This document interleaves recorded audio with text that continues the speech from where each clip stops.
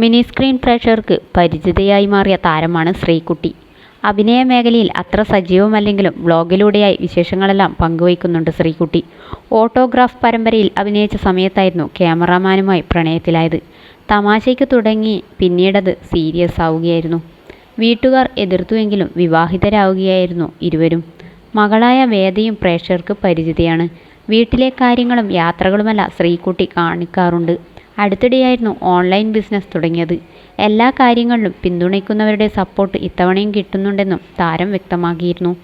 ഓൺലൈനിൽ നിന്നും ചെറിയ സാധനങ്ങളൊക്കെ ഓർഡർ ചെയ്യുന്നൊരു പതിവുണ്ട്.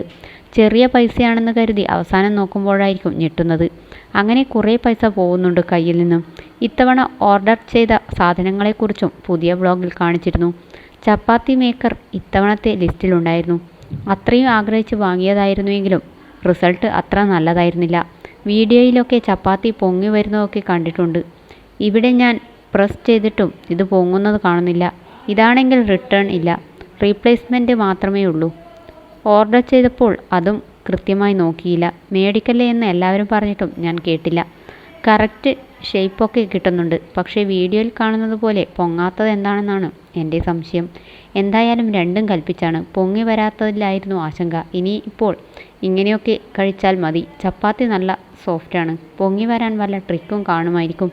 എന്തായാലും അത് നോക്കണമെന്നും ശ്രീകുട്ടി പറഞ്ഞിരുന്നു. 2016 അത് വാങ്ങി ഒരു ദിവസം ചപ്പാത്തി ഉണ്ടാക്കി. പിന്നീട് ഒരിക്കൽ പോലും ഉണ്ടാക്കിയിട്ടില്ല. അത്ര നല്ല പ്രൊഡക്റ്റ് ഇതെന്നായിരുന്നു ഒരാൾ കമൻറ്റ് ചെയ്തത്. മാവ് കുറച്ച് സമയം റെസ്റ്റ് ചെയ്യാൻ വെച്ചിട്ട് ഉണ്ടാക്കൂ. മാവ് കൈവച്ച് നന്നായി കുഴച്ച് മയപ്പെടുത്തണം, അന്നേരം പൊട്ടില്ല. ഓൺലൈൻ ഷോപ്പിംഗ് വീക്ക്നെസ് ആണല്ലേ തുടങ്ങിയ പ്രതികരണങ്ങളായിരുന്നു വീഡിയോയുടെ താഴെ മുഴുവൻ.